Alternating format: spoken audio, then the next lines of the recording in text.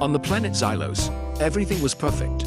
Cities shimmered, grown like crystal forests under twin suns. Every light, every building, every xylon pulsed in flawless harmony. For a billion years, their civilization played a gentle, unbroken symphony of perfection. Then one day the music stopped. Instantly. Utter silence. The crystal spires dimmed, vehicles halted mid-glide, the air itself froze. A microscopic rounding error deep in their planetary engine, a flaw so small it was almost imaginary, brought everything to a standstill. The Xylans, beings of pure logic, were paralyzed. Their systems had no concept of error, no protocol for failure. They could see the corrupted data, but to fix it would mean admitting imperfection, a concept they simply could not process. Their perfection had become their prison. Imagine a clockmaker who's never seen a clock break. When it finally does, he has no tools, no manual, no idea what to do. The Xylans faced this, but on a planetary scale. Their world was a perfect clock that had just stopped ticking.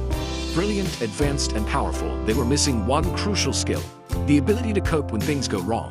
Their flawless creation had become their greatest vulnerability. The silence on Xylos was absolute, a world waiting for a solution that, by their own rules, could not exist. For the first time in a billion years, the Xylans needed help. But who could teach perfection how to handle a mistake? The answer would come from the most unlikely place in the universe, and it would change everything. The Xylans needed help, but not from their own kind. Their sensors had watched other worlds for eons, but one planet stood out: Earth. Humans were messy, emotional, and constantly fixing things that broke. The Xylans didn't want leaders or scientists. They needed fixers, people who could improvise when everything went sideways. Their request arrived quietly: a ping on a work terminal, a message on a mechanic's screen, a note on a coder's laptop. "We have a broken system. We require a technician, not a theorist, a fixer." It was so mundane it was almost unbelievable. Aliens didn't want our secrets or our leaders. They needed a handyman. This wasn't the first contact story anyone expected. For a handful of humans, it was the start of the strangest job interview in history. The Xylans probes searched for people who thrived under pressure, who could fix the unfixable. They didn't care about degrees or titles, just results. The message was humbling, confusing, and oddly flattering. The fate of a perfect world now rested on the shoulders of Earth's best improvisers. The universe's most advanced civilization needed someone who knew how to jiggle the handle. And humanity was about to answer the call. Among those chosen was Eva Rostova, a systems engineer for an ancient, stubborn power grid. Eva's world was duct tape, zip ties, and clever workarounds. She was a master of good enough. The Xylan probes dismissed grand theories and elegant solutions. They needed someone who saw a dozen messy ways to get things working again. Eva's response was simple: "What are the symptoms? Have you tried turning it off and on again? Can you send the error logs?" Her thinking was nonlinear, intuitive, and assumed the system was flawed from the start. This was exactly what the Xylans needed: a mind that could think outside their perfect box. After thousands of candidates, the probes chose Eva. One evening, as she battled a stubborn error, a silver pod materialized in her office. A calm voice spoke in her mind: "Eva Rostova, your methodology is acceptable. We require your assistance." No threats, no fanfare, just a job offer. The most important repair job in galactic history had come to her. Eva looked at the blinking error on her screen, then at the impossible pod.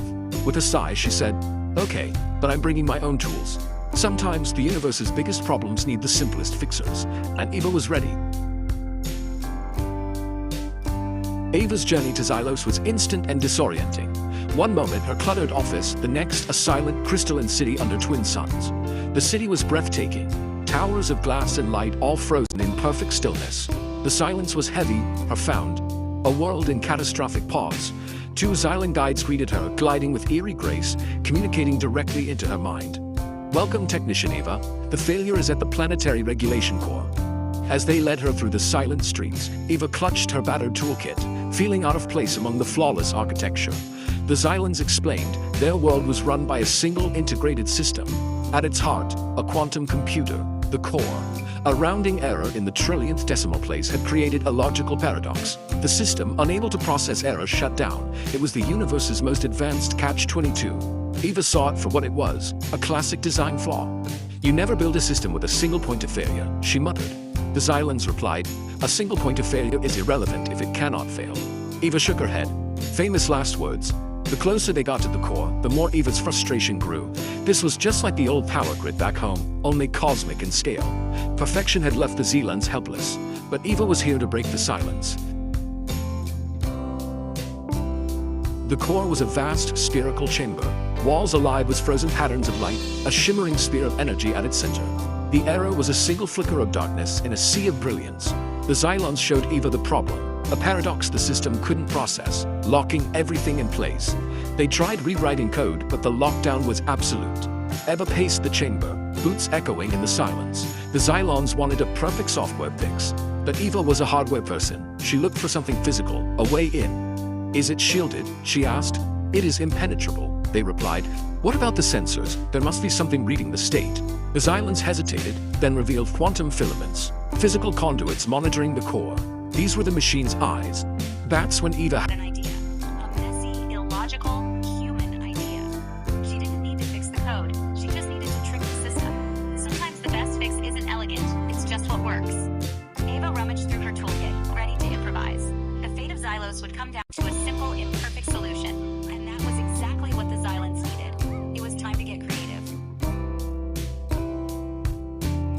I need to get to one of those sensors, Eva said, eyeing a filament on the wall. The Xylons watched, baffled, as she pulled out a wooden pencil and a metal alligator clip. Your tool is a carbon-based marking implement, one projected, confused.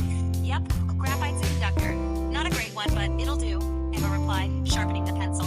She clipped the wire to her pants for grounding, then asked the Xylons to lift her to the sensor. Floating up, she faced the crystal nub where the filament met the wall.